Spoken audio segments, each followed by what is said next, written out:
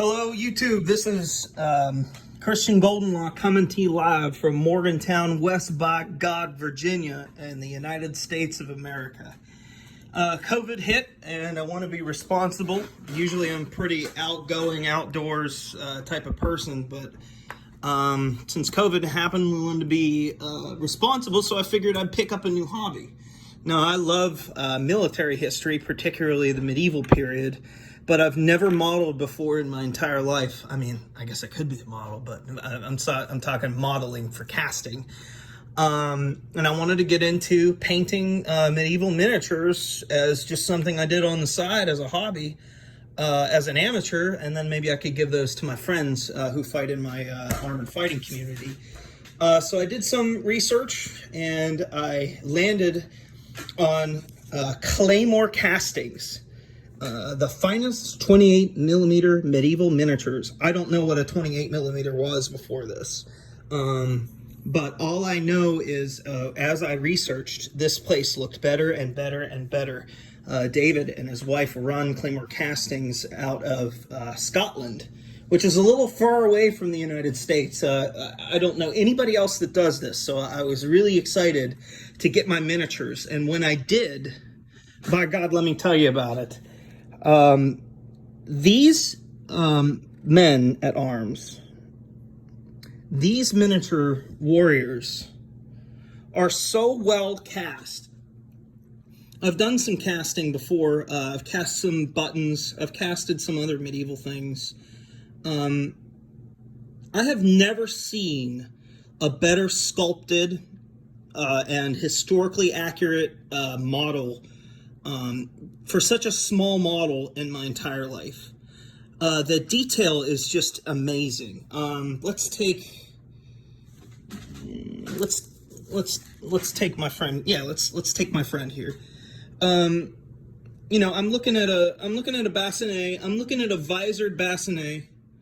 Of course, this guy can't see anything, so I mean, a lot of these people did fight with their visors open when they got into close combat. You know, a lot of times you couldn't fight. There was a lot of air control. This guy's holding a falchion, which, you know, cutting down men-at-arms or lesser-armed infantry. I mean, that would definitely be a historical thing. He's got his tabard, jupon, or his tabard, you know, under the thing. He's got armored greaves, and a lot of transitional pieces, you know. And I just think that is such an extremely well-researched miniature. And as I go down through the line, I mean, the horses, they look great. They don't look like these giant behemoth horses. The swords, you know, for example, they look accurate to this person's cast in hand. He's not got this giant sword on this little body. I mean, you could line this up and take a picture of it and have a professional artist paint these miniatures. And I'm just so impressed at their attention to detail at Claymore Castings. Let me show you a few more of the models that I just received. You know, dude in a buckler with an open-faced bassinet, yelling at his buddies to not run away. I mean, that's a thing. This dude pulling a little sleight of hand, and look at his surcoat, just out there whipping in the wind, because I mean, that's what happened, you know. This guy with his two-handed sword, you know, it's proportional to him. And look at his padded surcoat below it. This dude with this big-ass morning star. I mean, all of these models just look so incredible. Here's a Lego guy out of the Oshkosh, Wisconsin Public Museum for scale. I mean, these men aren't huge. They're 28 millimeter, but they look so accurate. And I cannot thank these guys enough for simply allowing their creative talents to be put on the market, so people such as myself in Podunk, West by God, Virginia, out in the middle of the United States, which is far away from a lot of these historical wargamings. I mean, I'm nowhere near the Battle of Cressy. I'm nowhere near Hastings or Agincourt, or a lot of these other places that's right down the road from a lot of people in Europe.